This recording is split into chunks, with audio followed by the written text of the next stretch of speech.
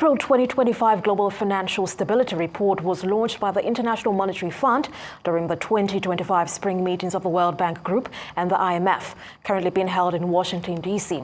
Now, the report was released with a press briefing on April 22, 2025, led by IMF Financial Counselor Tobias Adrian.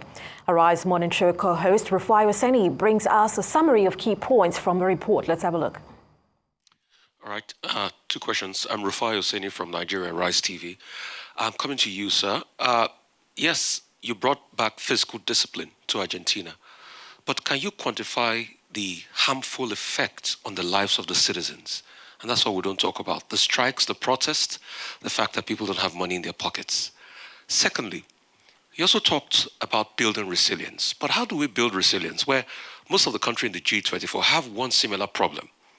A lot of visionless leadership, definitely, and a lot of poverty. Our arms are already tied behind our hands economically. How do you expect us to build resilience? We're just led to the slaughter slab. All right, we're still here. Proceedings going on. IMF spring meetings. Lots of conversation happening. In fact, I just went through, and beautiful people all walking around. I just went to two panel sessions. I talked about very important things. At first was the Global Stability, Financial Report, where the speakers there kept on talking about building resilience at a time like this. And I remember I did throw just one question, and the question was, how do you build resilience when one man's decision can change everything as regards the other finance and global finance and the global economy in the world? And they tried to sidestep the question because the effects of America and all of this cannot be overemphasized. And that's why at a time like this, what's going to be the way forward for Africa? A lot of introspection. We need to be able to ask ourselves questions. Only yesterday we saw a letter that Kenya wants to go up to China and all of that. Yes, if Kenya does that, what's the reciprocal effect on the Kenyan economy? Will it open the route for China to come and do a lot of dumping?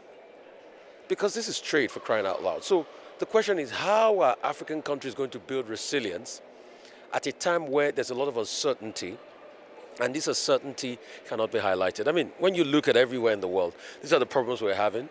The dollar fell hard yesterday.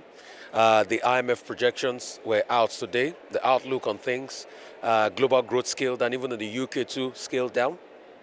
The second panel session I went to was a G24 intergovernmental panel session where you had the CFO, the Chief Finance Officer of Argentina, where I asked about the Milei reforms. And he also did sidestep. The question I did ask him was the fact that with the Milei reforms, what about the human cost that comes with it? But he was bullish on the data. He talked about the fact that they brought a lot of people out of poverty. They had to cut, most of the deficit and all of that. But their payments are still up. They've got about a couple of billions up for payment very soon for the World Bank. So, I mean, these are conversations around. Also, the Nigerian finance minister was there. We also had, other reps out there of the intergovernmental G24.